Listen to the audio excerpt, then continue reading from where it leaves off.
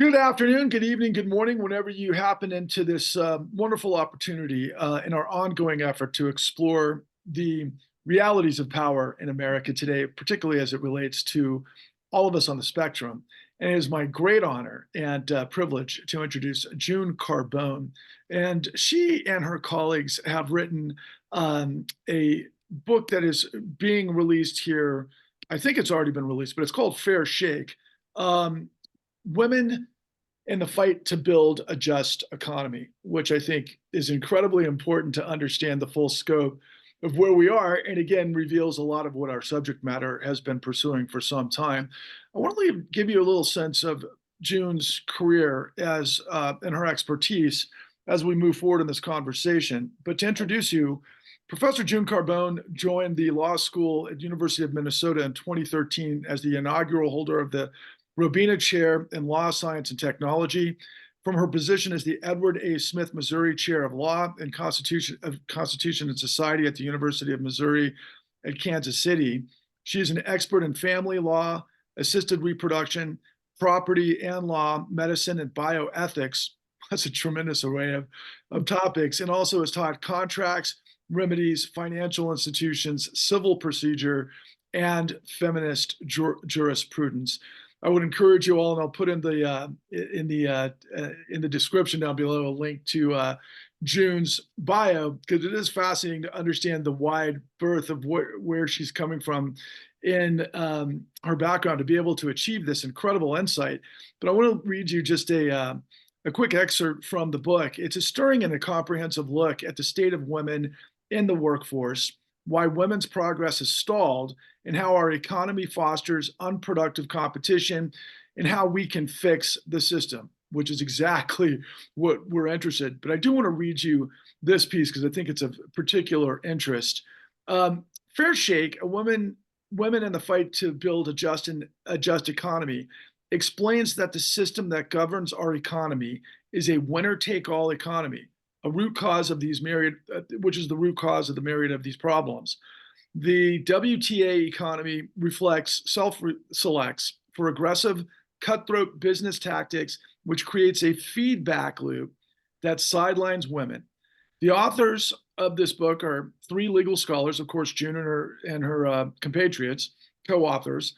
And it says if women don't compete on the same terms as men, they lose. It's called the triple bind.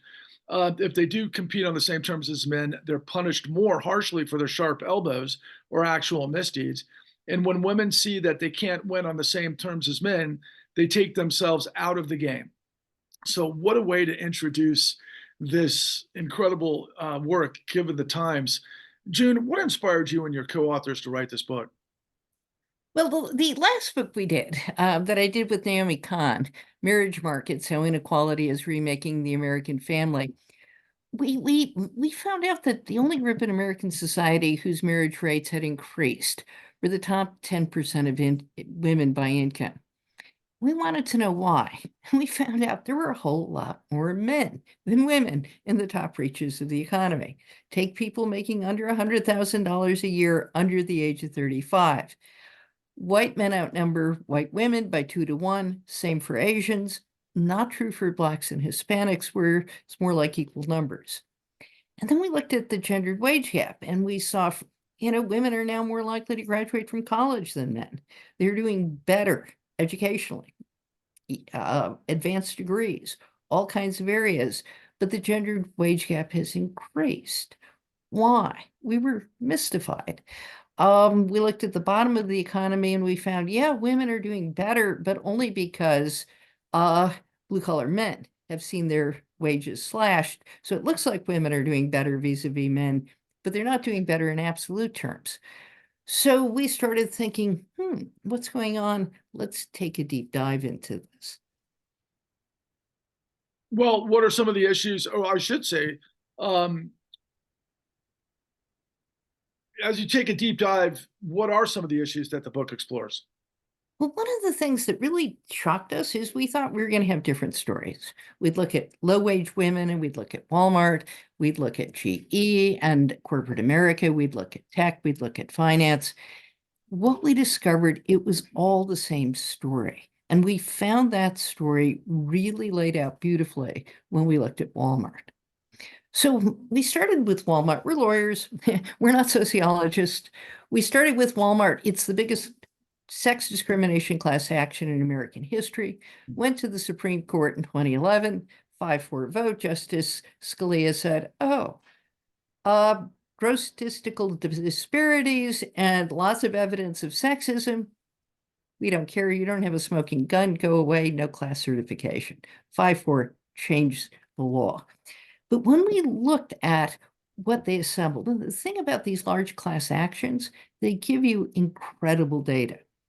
So Walmart was one of the worst in the country for sex discrimination. Hourly employees, roughly, depending on the year, between 2/3 and 3/4 women. Store managers, 18% women. And when you start looking at why, well, you've got all kinds of evidence. You've got evidence that the way they pick store managers, the way they pick candidates for management training is a tap on the shoulder. Don't announce the positions, don't have criteria, but the old guys, the store managers, existing ones, tap other people on the shoulder and recruit them into the program. And so you have Betty Dukes, who's a wonderful character, and I could say more about her, but Betty Dukes had a hard life, Black woman, 11 children. Had problems with alcohol, thought about ending it all, and then she found God. After she found God, she became an ordained minister. She got her GED. She went to work at Walmart's, and she thought, Christian values, this is about me. And she rises through the ranks. You know, she goes from part-time to full-time to customer service manager. She gets as high as she can go. Management training is the next step. She seems to be doing really well, and they won't pick her. And she wonders why. Here's what we found out. What are the things that the lawyers identified that really hurt women? First, you got to agree to move. Now, in the olden days, you actually had to sign a form saying you would agree to move.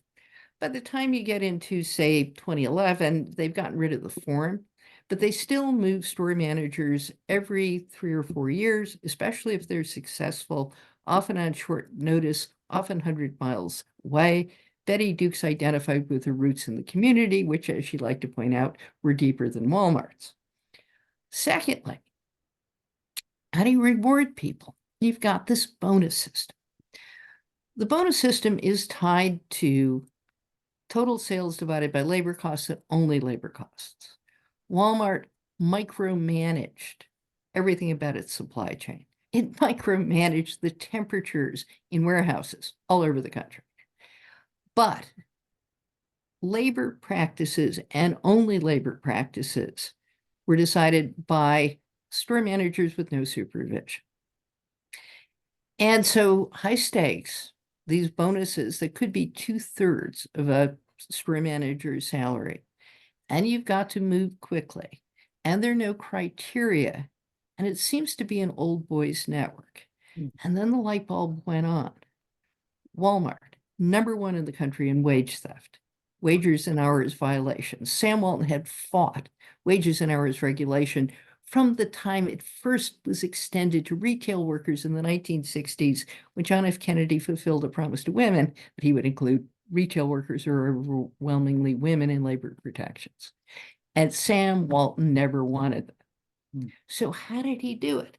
How does Walmart get to be #1 in the country? It's paid over $1 billion in fines for wages and hours violations, but no serious action ever taken against the company. Again, it gets slaps on the wrist, no action. Well, we turned out, we realized, light bulb went on. Everything we described that supposedly discriminates against women optimizes wage theft. Okay, plausible deniability. What you do, you have bells and whistles, high stakes bonus system. What does it reward? Keeping labor costs low. You can't meet the bonus metrics without Violating the wages and hours laws. You just can't do it. It's set too low. You're in competition with everybody else. So you do it through a variety of wink, wink, nod, nods. You check out workers and have them check back in so they're not working continuous shifts of more than 8 hours a day, etc. Or sometimes you just cheat them out of the wages. But Betty Dukes, what did she pride herself on? Looking out for others, Christian values. What did Walmart not want? People who look out for employees, Christian values. That's exactly what they're selecting against. Why do they move people? Well, here's the thing. You're successful. You get great numbers. Bentonville corporate headquarters is delighted. Uh, you're golden. And so they move you to a new store that's underperforming to do the same thing. What happens if you don't meet your numbers? They audit you and they find out, guess what? You're engaged in wages and hours violations. Who knew? Gambling in Casablanca. The person who doesn't meet the numbers is audited and may be fired for wages and hours violations. The person who meets the numbers by wages and hours violations is not only gets this huge bonus, they're sent to a new store. And the hours are terrible and they're unpredictable. Why? Because Walmart chronically understaffs its stores. So all of the factors that are in this case as related to the underrepresentation of women are really, really good for wage theft, and especially for the ability to break the rules and get away with it. So that's what we found when we looked at Walmart. It's all laid out. It's all documented. People write about Walmart up the wazoo. At the time of the Supreme Court case in 2011, you've got this all documented. Now you've got the sex discrimination documented, and you have the wages and hours violations documented, but nobody puts them together. To accomplish the wages and hours violations, you need to pick people who will break the rules without complaining about it, who can get away with it, meaning their employees don't rebel, and who will move every few years and train a new store in how to do the same thing. And you're going to pick men if that's what you want for a variety of reasons. Is that because men are more malleable? Do they have less? Well, this gets into a triple bind. So the first thing is, it actually is true that men are more likely to break the rules. There are a whole lot of studies on this. If you look at 5-year-olds, 5-year-olds are more likely to break the rules, and the 5-year-old who break the rules either end up in jail or as corporate CEOs. On average, they make more money than the 5-year-olds who don't break the rules. Okay, there's a wonderful study in finance that shows you want to predict who is going to commit misconduct in a financial firm. Number one predictor is who has committed prior misconduct. That predicts. The number two factor, in a regression analysis is gender. Women are less likely to commit misconduct than men, to defraud their customers, to do a variety of things like this. But women are more likely to be fired for misconduct in financial firms, even though they cause their bosses smaller financial losses when they do. And they're less likely to be hired elsewhere in the industry than men who commit misconduct. And who's number one in the country in gender differences in termination? Wells Fargo. And so we did look at them. But at the same time, it's like, oh, well, okay, there's just another check mark. Okay, so this is the triple bind part. You look at Walmart. Walmart's selecting for people likely to commit misconduct. Those are more likely to be men. Stereotypically are more likely to be men, but actually statistical studies show are more likely to be men. But if you want to hire women who will commit misconduct, you can find them. Wells Fargo, Carrie Tolstadt, you can find them. She was the person who implemented the system. You can find, I can give you lots of names of women who have committed misconduct. They exist. But here's the problem. The women who commit misconduct are more likely to be really hated for it. Carly Fiorina did the same thing Jack Welch did at GE. I'm happy to talk about GE. But Carly Fiorina was hated for what she did when she took over Hewlett Packard. Jack Welch was, there are people who don't like Jack Welch, but he was not hated for what he did at GE in the same way Carly Fiorina was. And what you see at Wells Fargo is when they need a scapegoat, women often get fired. Now, they don't just get fired because they committed misconduct and the men next to them committed misconduct and the men aren't getting fired. That's too simple. It's several things that fit in and make the system work. First, women who complain. Gee, Betty Dukes. Betty Dukes complained she wasn't being picked for management training. What did they do to her? They found out that her cash register was 5 cents short, and they demoted her from customer service rep.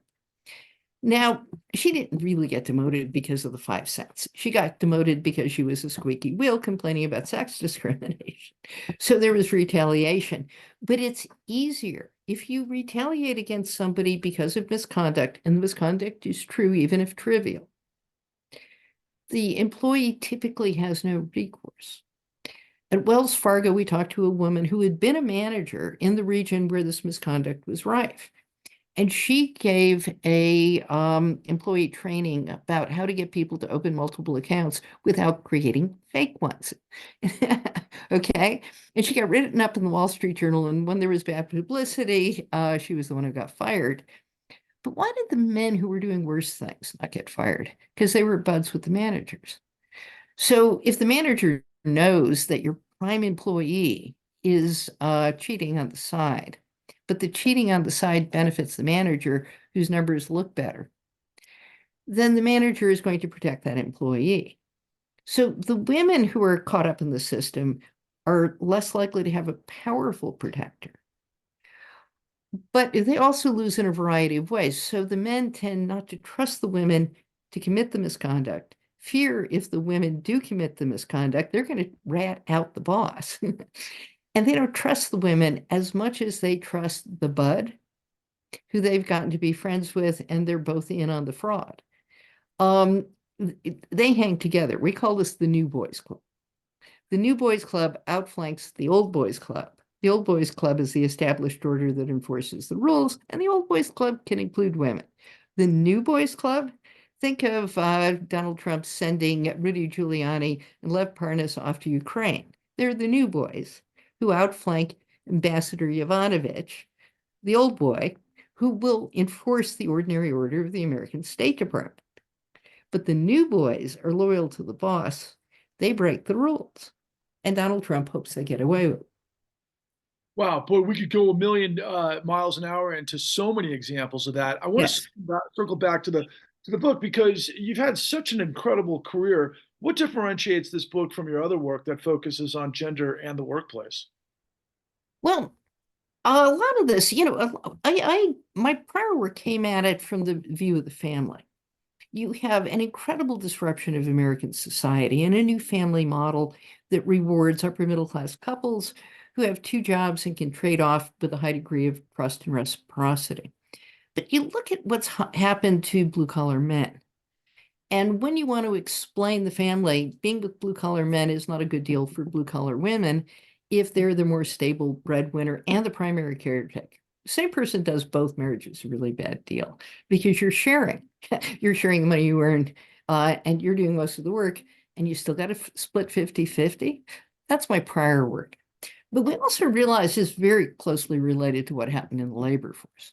So a big move we make in the book is to ask the question, how does this get systematized? When I started, I would have thought, oh, Walmart, that's an outlier.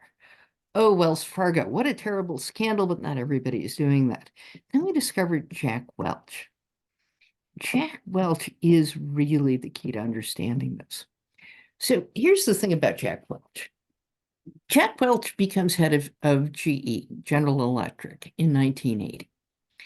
1980 is still the heyday of the corporation man, the organization man.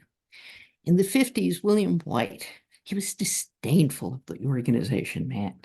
He followed the rules. He stayed with a single company for life. He believed in cooperation. He was loyal. He could have been a woman, we realized. What changes? Well, 1980, when Jack Welch becomes the head of General Electric, he rails against the bureaucracy. Welch almost quit GE in the early days because he got the same bonus as everybody else and a modest bonus. He didn't believe in that. He believed in differentiation. He was going to create competition. We're going to have these bonuses. We're going to give stock options to mid-level executives and not just CEOs. And we're going to make everything more competitive. And he's going to reach down in the ranks with no criteria, select a person he thought had confidence, who could bust through the bureaucracy at GE, who could produce immediate results.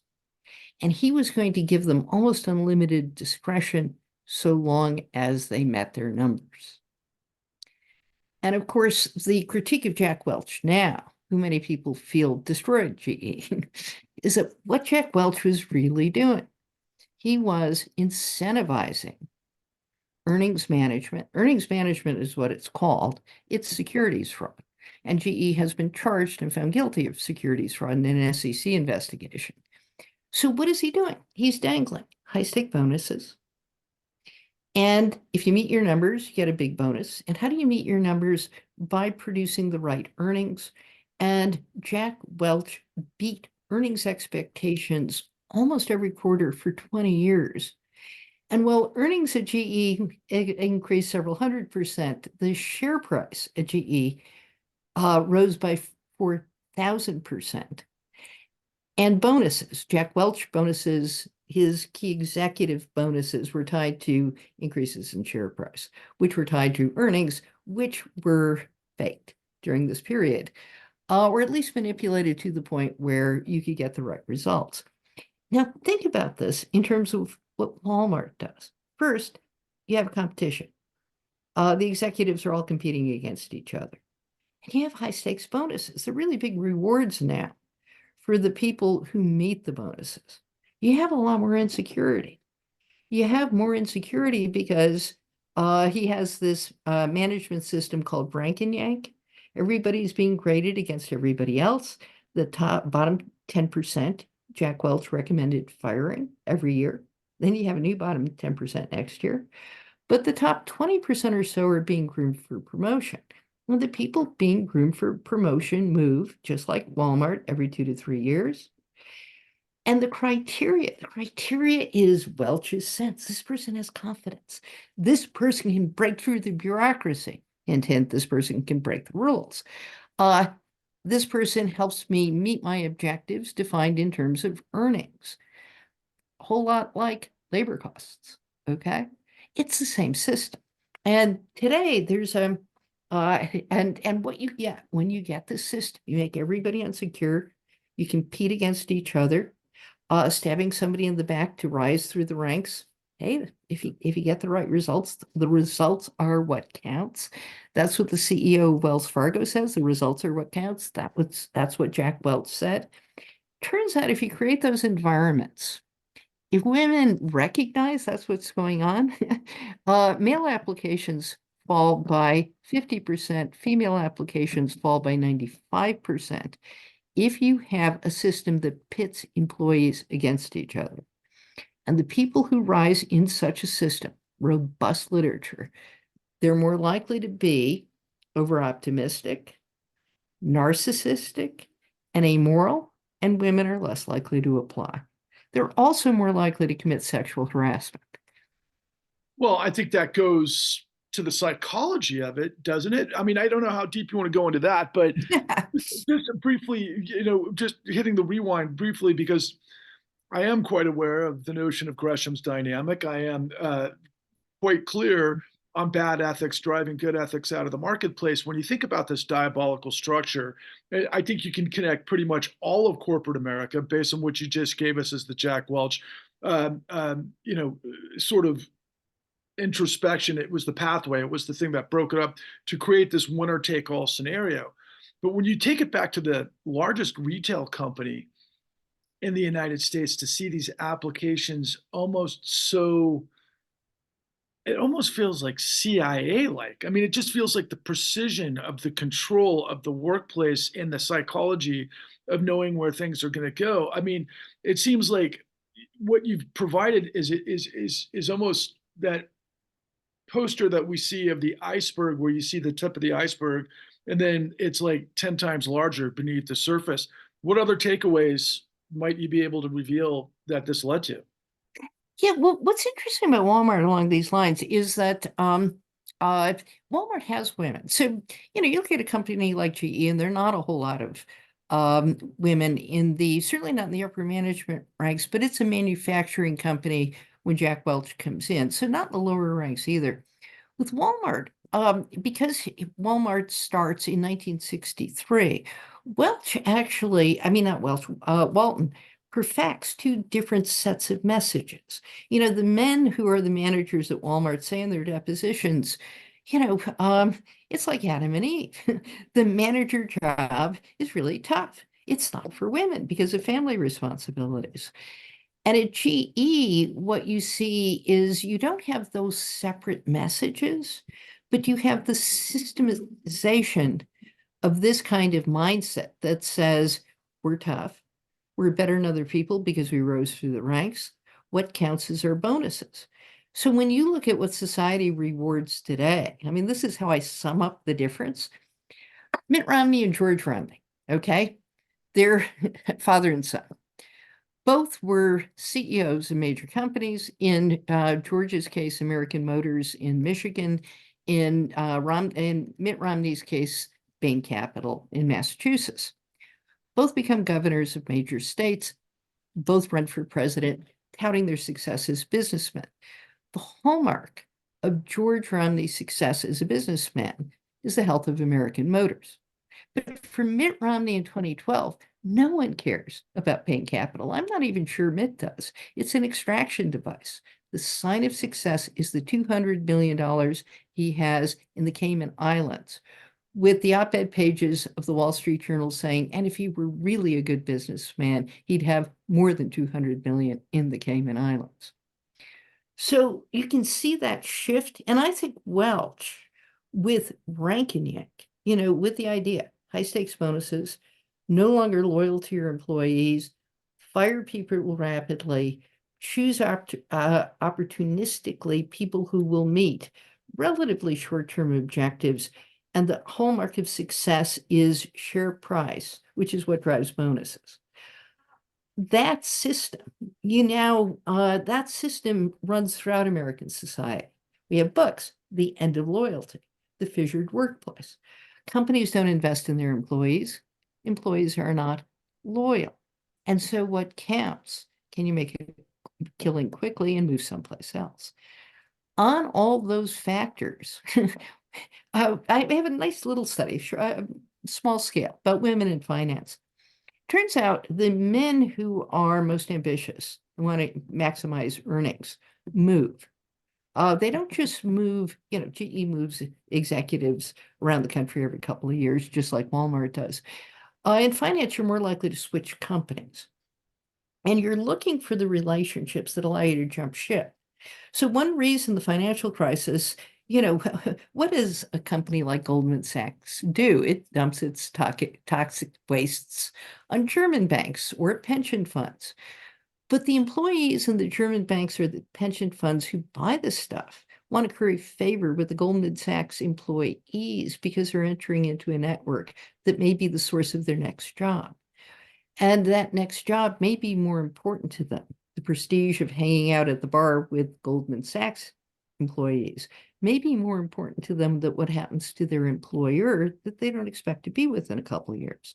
Okay, so the whole idea of how you move changes. When you look at women, women do not succeed to the same degree by jumping ship. So women who switch jobs are not as successful as men who switch jobs. And when you look at women who are successful, they're more likely to stay with the same company and rise through the ranks within that company. Now, when you ask why, and why is really an interesting kind of thing, but it gives you a counterforce to what's happening with the men. And that counterforce is twofold. First, they're kids. So top executive women often don't have kids, but those who do, you need to be in a place that's going to cut you slack during the peak childbearing years. So part of what happens with a workforce that's really cutthroat, what happens with Jack Welch and Rank and Yank and Sam Walton and these long hours, long unpredictable hours for store managers, is it's really hard for women to do that with small kids. These cutthroat workplaces place a larger emphasis on hours. What women do who are successful is in the peak childbearing years, they figure out ways of getting the job done while putting in fewer hours. But when you look at the super cutthroat environment, they often value hours, even if the hours are counterproductive. So there's some nice studies showing that, go back to 1960, people who worked longer hours earned less per hour than people who work shorter hours. But today, people who make the big bucks tend to put in 50, 60-hour weeks. And you can't have two people putting in 50, 60-hour weeks and have kids. So what happens to women is in the early days, if you look at college graduate women, what you find out, they were the least likely to quit during the COVID pandemic and the first to return to full-time work. They tend to look for jobs that are secure. And then they work around the childbearing, but they tend to be very loyal employees. And, as the kids go to school and things like that, then they rise up through the ranks. So that the career track for ambitious women with kids is somewhat different from the men. Now, here's where we're ending up. One of the things that does, you've got loyal women. Sam Walton knew this, by the way. Sam Walton exploited women, but he looked for women who would be loyal and who were motivated by something other than money. And what he did is to create a great deal of camaraderie among women in his stores. They would greet their neighbors, they would make them feel welcome, they would work for peanuts, but he would recognize them and reward them socially. In rural areas in Arkansas, where women didn't have a whole lot of other choices. But it turns out today's corporations do the same thing. The organization woman is alive and well. She's more loyal. She was often more efficient. She was more devoted to the company. And if she's successful, she rises between the ranks. So what's going on Wall Street right now? BlackRock and NASDAQ look at this and say, gender diversity is a tell. Now, other forms of diversity are too, but with gender diversity, the numbers are particularly robust. Diverse companies are different from non-diverse companies. Walmart, 18% women store managers at the time of the Supreme Court decision. Companies that have more diverse upper management, they're less likely to be engaged in accounting fraud. Why? Because you can't really keep women engaged in accounting fraud. When you see women, when you see more integration, women in particular, but again, I want to emphasize this includes Black women who are the ultimate outsiders. You need more transparent workplaces. You need less fraud. You need less of a new boys network outflanking the old boys. You need to be somewhat better rule followers. Women are the tell. So there's this whole thing now. I mean, we don't quite we put a little bit in this in the ending of the book, but it's remarkable. Since 2016, all the numbers we looked at that show women losing or reversing. 40% increase in women in upper management finance companies. Now, from a low base, but still big increase. 37% increase in law firm equity partners who are women. And though the gender gap between the women and the men has increased during that time period. You look at Silicon Valley, what you see is that there's a big increase in the number of startups that have a woman co-founder. All women founders still really low numbers, but women co-founders increase. And when Silicon Valley got hit hard by high interest rates, so the VC money dried up, and there have been layoffs in Silicon Valley right after COVID. Yeah. What you see, women were disproportionately laid off. But if you look at startups that had women co-founders, had a slower burn rate. That means they didn't run through the VC funding as quickly. And they were more likely to have a happy exit, sign of success. Either you have an IPO, and instead of being run on the basis of venture capital loans or investments, not loans, you instead go public and you sell shares on the stock market. or you get acquired by a larger company. That's a sign of success in Silicon Valley, and firms with more women um, co-founders were more successful on these terms. Now, why? Because you look at this classic Silicon Valley startup, and it's run by a narcissistic guy taking a lot of risks who pays himself well and parties hard in the run-up. Women do a whole lot less of that. So if you're having a period when the financing becomes harder to come by, and what you need is solid performance, you want to bet on women rather than men. If you want a unicorn, meaning $1 billion company, you want the flash in the pan. Well, and you're going to bet on 100 people and hope one makes it. Maybe you want to bet on men. But if you have tough times and you need more prudent managers, you want to bet, you want more women on your management team. This might sound like a compound question, but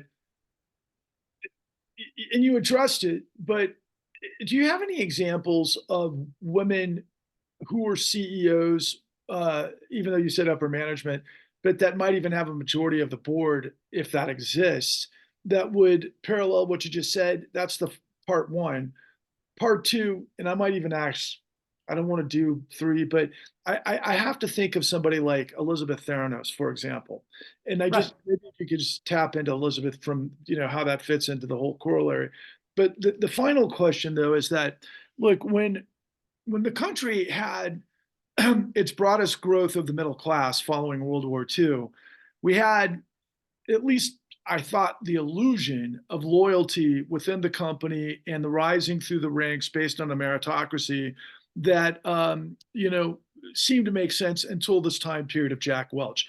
From that point forward, and what I know from my other studies with the S&L Mhm. crisis, that leads me into this whole financialization that is even more horrific, but it creates this environment. I wonder if you can try to piece those together for me and to give me an understanding. Is this a feminine, was that a feminine era, for example, in terms of corporate management?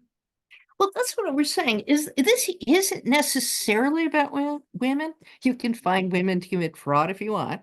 They are disproportionately punished. Although my take on Elizabeth Holmes, by the way, is her problem wasn't just she was committing fraud; she was doing it in the health industry.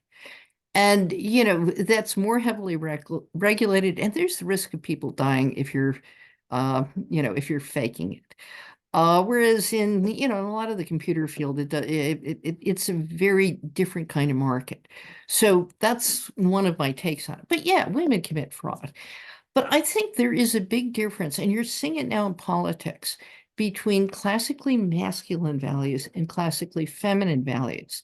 But it doesn't have to have anything to do with women. So I love John Kenneth Galbraith, who John Kenneth Galbraith is writing in the 60s, and he's describing the new industrial state. And he's saying the same thing William White was saying in the 50s, except John Kenneth Galbraith thinks it's a good thing, and William White thinks it's a bad thing. But what are they both saying? They're both saying the same thing. Look, corporate America that comes out of World War II is about loyalty. You rise through the ranks. You have Galbraith has an ode to the committee as the ultimate form of decision making. Why the committee? Because if you listen, you bring together people with different perspectives and different kind of expertise. Diversity in the 60s meant the car guys and the ad guys talk to each other. Okay, that was diversity in the 60s. But you listen to them, and then you do what you think is the best based on a synthesis of different views and different kinds of expertise. Now, when you get that, what you tend to get is incremental success. Um, Jack Welch was totally frustrated by that. He hated committees. He had a brilliant idea. He wanted to act on it tomorrow. He didn't want people telling him he couldn't do things. In Galbraith's book in the 60s compares GM, which is now run by technocrats, think Robert McNamara, with Ford, which is still run by the Ford family at the time he's writing. And he said, and GM is taking Ford to the cleaners. Now, Ford has changed, and I don't want to do that. But where are we now? The real divide now is between the Elon Musks of the world and whoever runs GM. I don't even know. And when you look at Elon Musk, okay, and you think about it as masculine values compared to the guy, and I don't know who's running GM today, so I won't say that, compared to Robert McNamara, who represented feminine values. Okay, I don't want to overstate that. I don't want to emasculate McNamara, but I want to say McNamara was the epitome of what John Kenneth Galbraith was talking about, the technocrat. Okay, smart, rational, numbers oriented, works within the system. Now let's compare him to either Henry Ford or Elon Musk. Power is personalized. So one of the big differences, masculine versus feminine, when you walk into the room and you say, who exercises authority? The masculine version is dominance, height, heft, a deep voice, which Elizabeth Holmes tried to manipulate. True.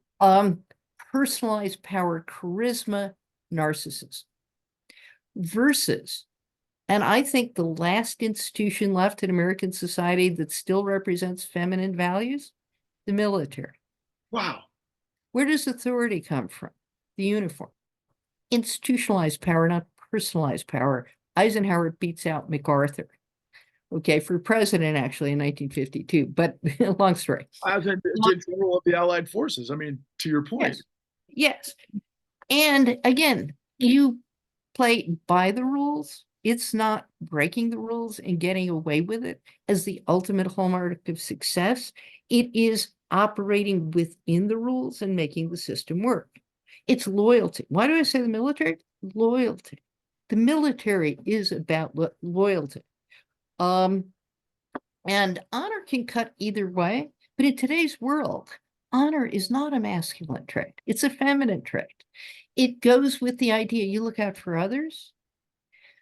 Life is not a video game in which the goal is if I score points on you, I'm better off. If the other person rises a little bit, I'm worse off.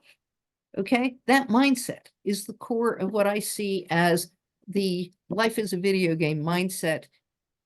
Again, personalized power, power by dominance, power by breaking the rules. What counts? Did I score points today? And what happens to society tomorrow? We don't give it in. And that's in contrast with, people who care about more than themselves, who see their interest aligned with a broader set of societal interests, who take care of their compatriots, not just their lieutenants, but who think being a manager means you got to take care of your workers, who means being the sergeant in a platoon is you look out for your soldiers, that mindset. And we're in it together. We care about something more than ourselves or the job tomorrow. It's part of a larger enterprise in which we are connected to the country, connected to society. Those two differences in mindset now correspond with a 50% gap in political orientation. The idea of belief in stereotypically masculine values and that the masculine and the feminine are different yin and yang, and we must respect the differences between them, and we must embed them in the family and in society. Men and women are about, depending on the poll, 5-7% more likely to be Democrats. People who believe in traditional gender values are 50% more likely to be Republicans than those who don't. So what you've got, and I said a lot, I put it all together. So let me separate it. One, you've got an economic system, a corporate system that when it pits people against each other, creates what some sociologists call masculinity contest cultures. Again, what matters? Winning is what matters. Winning is personalized power. Competition is what shows real men. And proving you're a real man by working 60-hour weeks is what counts. Breaking the rules and getting away with it is a sign of success. What's on the other side? What's on the other side is community. We care about each other. We look out for each other. Institutions. Institutionalized power is more important than personalized power. The rules are what make institutions work, and you end up with more transparent and often more productive institutions and more legitimate ones if you go that route. Wow, my mind is swimming because I've had a litany of discussions recently that touched on what you're bringing in a very interesting way, kind of to a head, full circle. I want to say a couple of things just in reaction. First and foremost, Elon Musk, because you know the culture that you described seems to personify exactly what we're witnessing. Yes. Yes. And there's a lot of irony there, right? Because the notion, the sort of perception is this guy is this self-made, genius that the world can't live without, AKA Henry Ford next level, minus all of the other things that came with Henry Ford and also Elon Musk. But, you know, first and foremost, Elon couldn't be Elon without the United States government, first and foremost.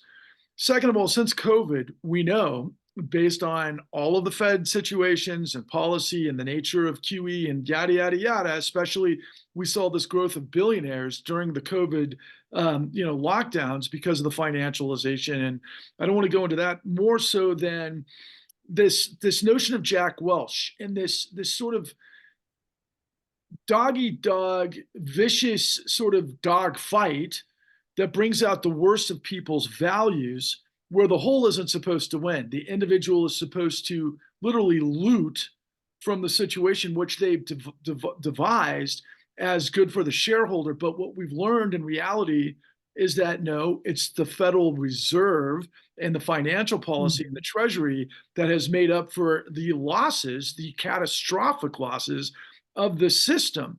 And so when you cross, when you compare that to the epoch of the American greatest generation, and you consider Nazism, and you consider, I hate to throw this in there, the motherland of Russia, and all of those things that happen on the battlefield.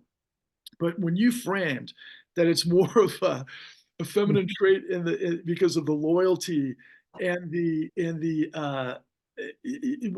the whole right of the military, that really turned a lot of my perception on its head. So what is the audience for your effort? What in context to all of these horrible things that are going on in our society? Well, I do want to look, and I want to come back. So the audience for the book, it's certainly it's an audience of women who feel they've hit a glass ceiling. We're trying to explain in a lot of companies the glass ceiling is systemic. It's not, that the old feminist literature is unconscious bias, stereotyping, etc. We look at Walmart, we say, yeah, maybe some of that exists, but this is a very consciously developed system that is selecting for a set of traits nobody's going to announce publicly, but they really are selecting not for men as opposed to women, but a certain type of character who's more likely to be a man. And for reasons that have to do with the inability of women to get away with it. It's much harder for women to break the rules and get away with it. Now, here's where I think the fight's going on. That's really interesting, and it's unfolding before our eyes. So I feel less confident than I do about saying, here's what Jack Welch did, and here's the system that was in place at the time of the financial crisis. But post 2016, here's the real divide going on in the economy. BlackRock, NASDAQ, the groups that have a stake in the performance of markets as a whole. So when you think of BlackRock, a trillion-dollar, multi-trillion-dollar investment fund, or you look at NASDAQ, which oversees, the stock market more generally, they've got an interest in how the system works, okay? Contrast that with hedge funds. So hedge funds and private equity. You want private equity. I mean, I've been shocked to discover, one of the stories we were shocked by in the book is we take the story of a woman, Lauren Martinez. She has a newborn baby, 8 months old, and she has a teenager. And the teenager, when COVID hits, is taking care of the baby. And then the teenager gets COVID. So she has to take time off. And she ends up getting fired. Hmm. And we looked at this and we're thinking, this is a dental office. Maybe the dentist felt he couldn't afford to let his office manager take time off. We had a sympathetic story. And then we looked into it. No, this is private equity. Private equity runs the dental offices. Private equity has taken over nursing homes. And what private equity does is it squeezes the bottom line the same way Walmart did. We got off the phone with her and we had somebody working with us who was helping us organize the book, who's not a lawyer. And she said, I didn't see that coming. This is the same story as in every chapter. What are private equity and hedge funds doing? Again, they're looking at the short term. They're forcing changes that may increase, Martinez told us how the dentist would get a monthly statement from his private equity run management company, and it would tell him how much money he's making. And that's what made him happy. I got to figure out whether my dental practice is producing money, but the private equity firm is what handles it all for me. And they control expenses, and my office manager is an expense. They're focused on short term. And this mindset explains what's happened at Boeing, with the with the door flying off the airplane in Alaska Air. I mean, it's that mindset. It runs through large swaths of the economy. Who's fighting back on this? Well, BlackRock and NASDAQ. We talk about ESG investing in environmental, social, and governance factors. One of the governance factors is diversity. And the right is dismissing this as woke. And the left, by the way, is dismissing it as window dressing. I dismiss both critiques. I say this, BlackRock and NASDAQ have figured it out. And NASDAQ has a really nice study on diversity on boards, for example. And what they show is that more diverse companies, again, less likely to commit financial fraud, less likely to have the doors blow off planes, but that's a different story. Less likely to be doing stupid things with short-run gains that are going to blow up. But why? So the right is saying, oh, this is just political correctness. You got to have diversity. Diversity is the great God. I don't see NASDAQ and BlackRock doing this because of wokeness. Yeah, there's some paying attention to something that is currently politically popular. But they've made a very persuasive case it's a tell. And I've just given you a set of reasons why it is a tell. Again, you can hire women. Wells Fargo actually had more women than most senior finance companies at the time of the fake account scandal. But that's because community banking was the epicenter, and community banking has lots of women. But Carrie Holstadt, who has taken more of a hit for the scandal than anybody else, isn't the person who signed it. Richard Kovacevic designed it. And he's a classic guy. He walked out the door in 2007, took a whole lot of money with him, and he hasn't paid a cent except in the fall of Wells Fargo stock price for his role in it. But he's the guy who invents it. When you look at companies that have lots of women in decision-making power, they're less likely to be committing accounting fraud. They're less likely to be cooking the books. Now it happens. Wells Fargo actually had a fair number of women on its board, including Elaine Chao, Mitch McConnell's wife.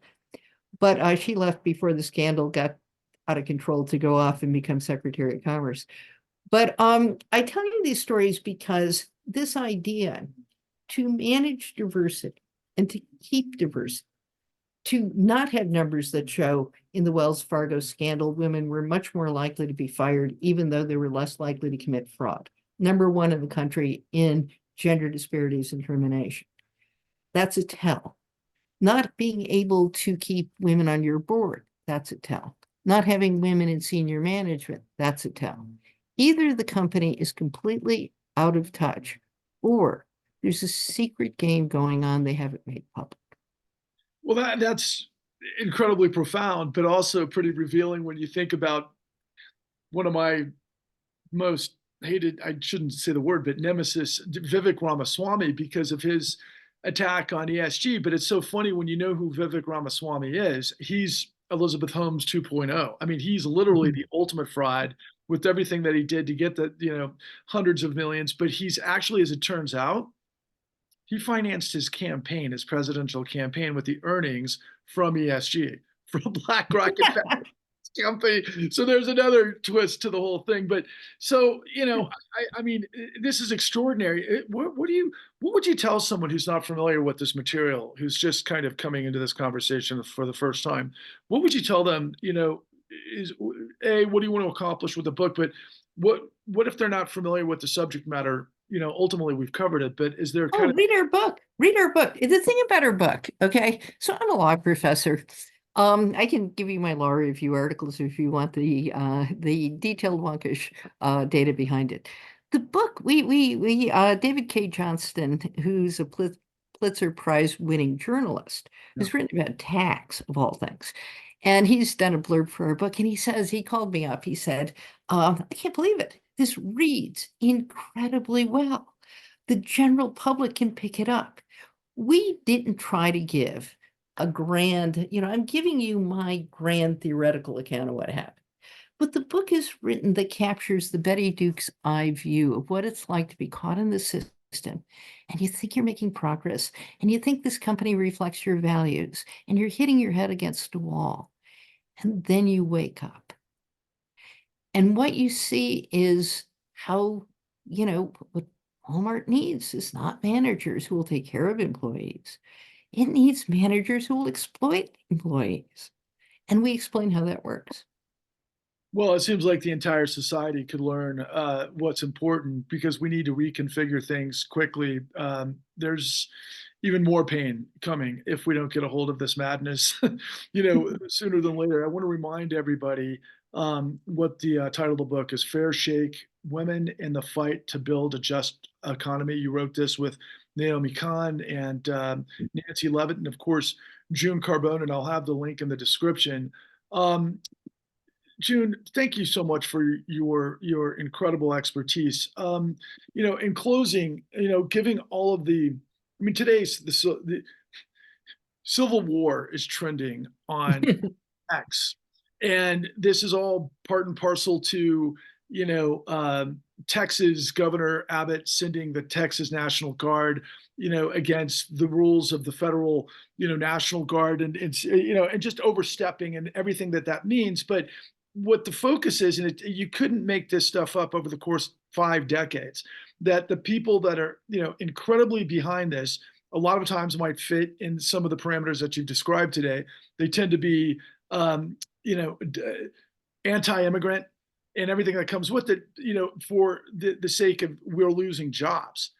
We've lost jobs because of Jack Welch and the 4 decades and 5 decades of this corporate structure and this globalism that has no borders and no protections. So is there any final words you can kind of help provide some wisdom and some sort of steps that we can all consider moving forward based on your incredible research?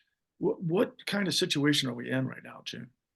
Yeah. So here's the thing, and you can see it, but I think if you were to go back to what happened in the Gilded Age, and you go into World War One and the Great Depression and World War Two, and then it took two world wars and the Great Depression for people to get fed up the last time. But it's the same story.